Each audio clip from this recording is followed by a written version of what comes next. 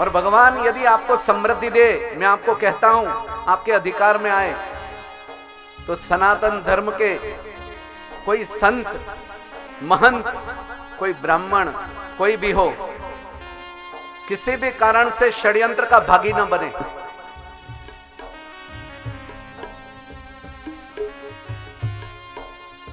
आज हमारी न्याय व्यवस्था देखेंगे।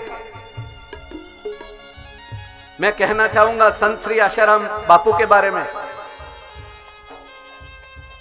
जब सनातन धर्म को कोई पूछता ही नहीं था, कोई जानता नहीं था, चैतन्य महाप्रभु के बाद हरि ओम का डंका नाद ब्रह्म जिसने छेड़ा है, आज ऐसे संत किसी सनातन राजतंत्र के द्वारा उनके शासन काल में 12-12 वर्ष से पीड़ित हो रहे हैं। और वही राजतंत्र के अग्रगणी कुछ वर्ष पूर्व उन्हीं से आशीर्वाद लेने उसी व्यासपीठ पर जाया करते थे।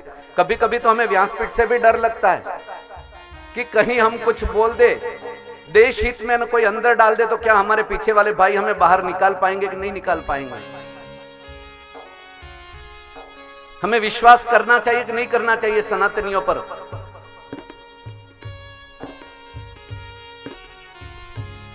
जहां पर देश में एक और सांता क्लॉज नाम के जोकर का प्रचार प्रसार हो रहा था, हमारे भारत के युवाओं को जोकर बनाने की व्यवस्था हो रही थी, उस समय में किसी संत ने, किसी महंत ने तुलसी पूजन का डंका, तुलसी पूजन का उस दिन को आयोजन रखा।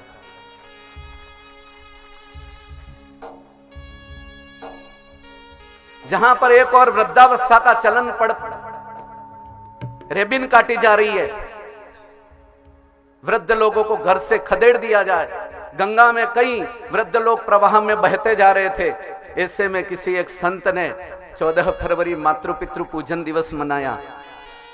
अपने माता पिता का आदर करो, ताकि कोई माता पिता अपने घर से बाहर क्यों निकले, क्यों वृद्धाश्रम में जाए, क्यों कोई गंगा में कूद पड़े।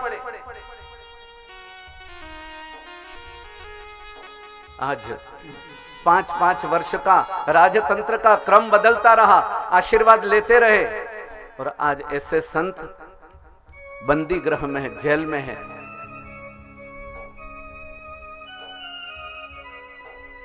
मैं तो कहता हूं कि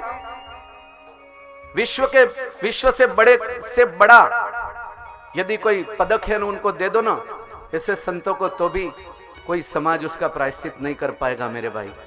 कोई इसका प्रायश्चित नहीं कर सकता है। संत का सत्कार होना चाहिए।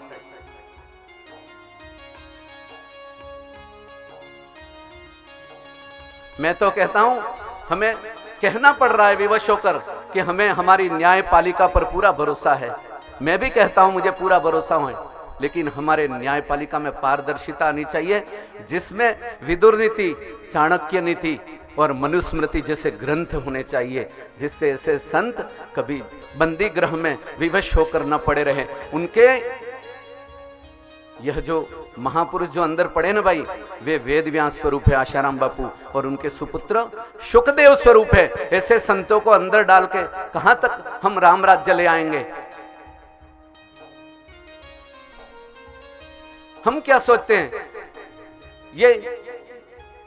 ये इनकी समस्या है।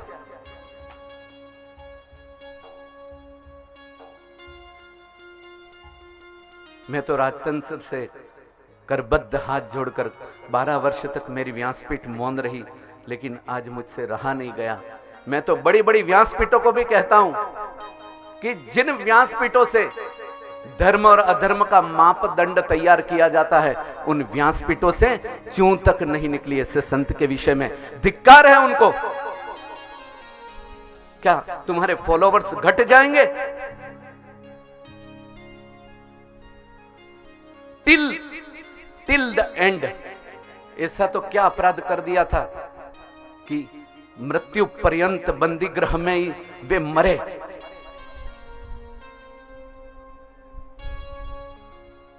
खाली 0 FIR में, जब तक जीवित है तब तक जेल में ही मरे। ये हमारी न्यायपालिका, मुझे भी पूरा विश्वास है। मैं व्यासपीठ से कहता हूं कि मुझे मेरे न्याय तंत्र पर पूरा विश्वास है। ऐसे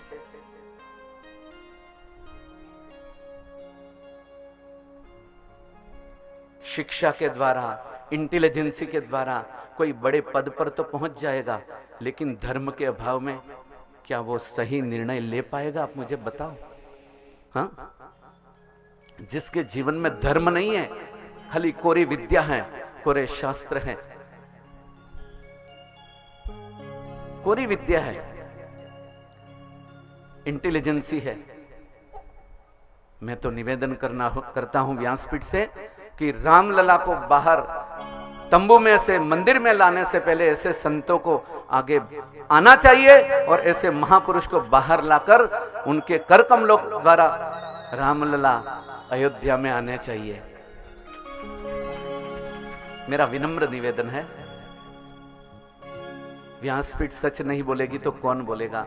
जिस राष्ट्र में कवि और प्रवक्ता ये दो चुप हो जाते हैं, उस राष्ट्र का पतन हो जाता है।